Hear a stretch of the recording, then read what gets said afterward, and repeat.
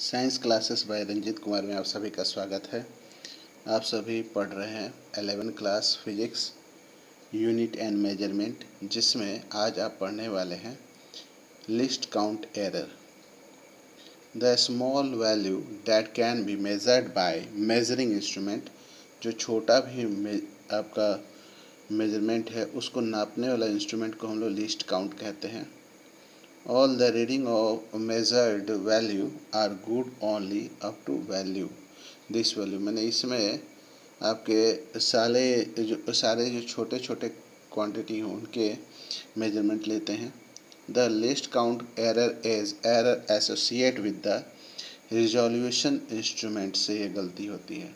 जैसे वर्नियर कैपिलर जो होता है उसमें 0.1 सेंटीमीटर काउंट होता है और स्पेक्ट्रोमीटर में 0.001 सेंटीमीटर का काउंट होता है। List count error belong to category random error से ताल्लुक़ रखता है, बट लिमिटेड साइज में होता है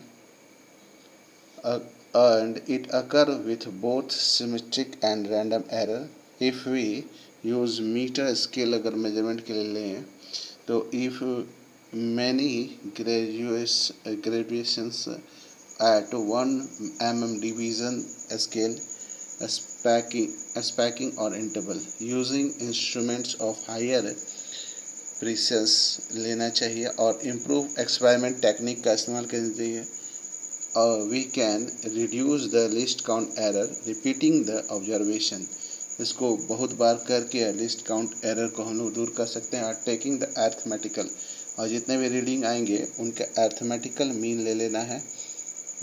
अर्थमेटिकल मीन आप जानते ही हैं कि टोटल संख्या को जोड़ करके और मैंने टोटल काउंटिंग को जोड़ करके और टोटल संख्या से टोटल जितना आपने रीडिंग लिया उससे डिवाइड करके निकाल लेते हैं। जो फाइनल वैल्यू आएगा वो द मीन वैल्यू जो होगा उसके वेरी क्लोज होगा ट्रू वैल्यू से। Absolute error, relation error and percentage error. Suppose एक वैल्यू आया to several measurement A1 A2 A3 n तक, तो हम लोग अर्थमेटिकल मीन निकालते हैं कैसे? A1 plus A2 plus A3 plus dot dot dot AN by n से निकालते हैं। इसका फॉर्मूला होता है A mean is equal to summation n up to I is equal to 1 AI by n से। This is because we can explain either this it is reasonable to suppose that individual measurement are as likely to overestimate। इसके बाद हम लोग देखेंगे आगे as the underestimate the true value is quantity। लगभग हम लोग को ट्रू वैल्यू के लगभग कहीं आंसर आ जाएगा। The magnitude of difference between the individual measurement and the true value of quantity is called absolute error. मतलब जो मैग्नीट्यूड आएगा डिफरेंस जो इंडिविजुअल मेजरमेंट और ट्रू वैल्यू क्वांटिटी का वो थोड़ा सा का हो रहता है, तो उसको हम लोग एब्सोल्यूट एरर कहते हैं। This is denoted by delta A से इसको दिखाते हैं। In absence of any other method knowing true value consider, और हम लोग क्या कहते हैं ट्रू वैल्यू निकालने के लिए डेल्टा ए को A1 को मीन से घटाते, फिर A2 से घटाते हैं, फिर AN को हम लोग अर्थमेटिकल मीन से घटाते हैं। तो delta A calculate the above V positive in certain case and negative in some other case.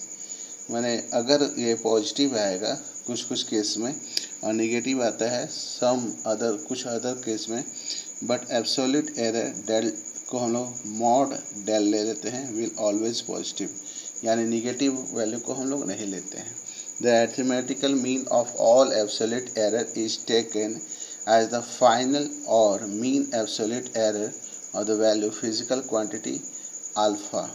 ठीक है, तो आपका डेल ए मीन ले लेंगे, डेल ए मीन ले लेंगे, तो डेल ए मीन हो जाएगा आपका mod A1 mod A2 mod A3 इस तरह से मॉड AN तक बटा n हो जाएगा। इससे डेल्टा हम लोग लेंगे, इसका फॉर्मूला हो गया आपका समीशन i1 से लेकर n तक mod ai by n। If we do a single measurement, हम लोग लेते हैं value of get am arithmetical mean plus minus delta arithmetical mean.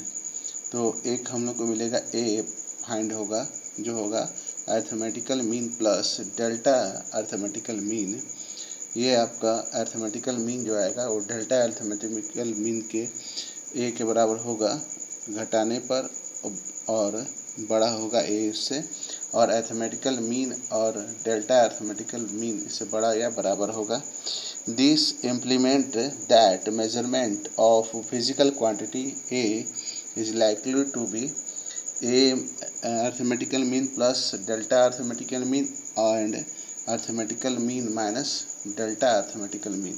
Instead of absolute error, we often use relative error, percentage error. Relative error is a ratio of mean error delta arithmetical mean to आपके जो original arithmetical mean आता है वो दोनों का quantity measurement में। ठीक है, तो इसको हम लोग कैसे दूर करते हैं, तो रिलेटिव हम लोग एरर निकालने के लिए arithmetical mean, delta arithmetical mean और अर्थमेटिकल मीन को डिवाइड कर देते हैं।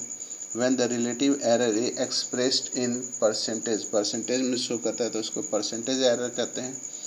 10% एरर को निकालने के लिए हम लोग क्या करते हैं, डेल्टा अर्थमेटिकल मीन बटा अर्थमेटिकल मीन को 100% से मल्टीप्लाई करते हैं। हम लोग एक एग्जाम्पल लेते हैं, उससे ये क्लियर हो जाएगा। एक क्वेश्चन है, 2 clock are being tested, 2 clock को टेस्ट किया गया। Again a standard clock locate in national library at 12 noon by standard clock. The reading of two clocks are Monday, Tuesday, Wednesday, Thursday, Friday, Saturday. Monday को आपका clock 1 में 12:05 और clock 2 में 10:15 हो रहा है, 10:15 ट्यूसडे में उसी तरह से 12:01:15 है। उसी तरह से होते हैं संडे का, आप देख रहे हैं 12:01:19 है, इसमें 10:15:11 है। If you are doing experiment that require precise time interval measurement, which of the 2 clock will you prefer? तो आंसर इसका है the range of variation over several days of observation is 162 second of observation clock 1, और आपका उसी तरह से 31 जो हो रहा है क्लॉक 2 के लिए। The average reading of clock 1 is much closer to standard time से ज़्यादा क्लोजर है, लेकिन closer than average reading of clock 2।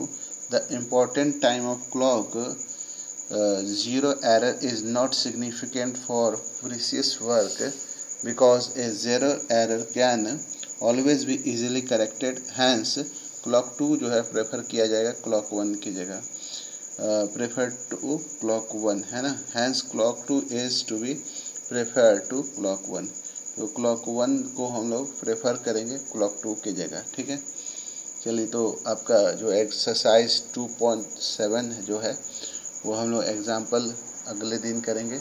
इस वीडियो को लाइक करें, शेयर करें, सब्सक्राइब करें। Thank you, have a nice day.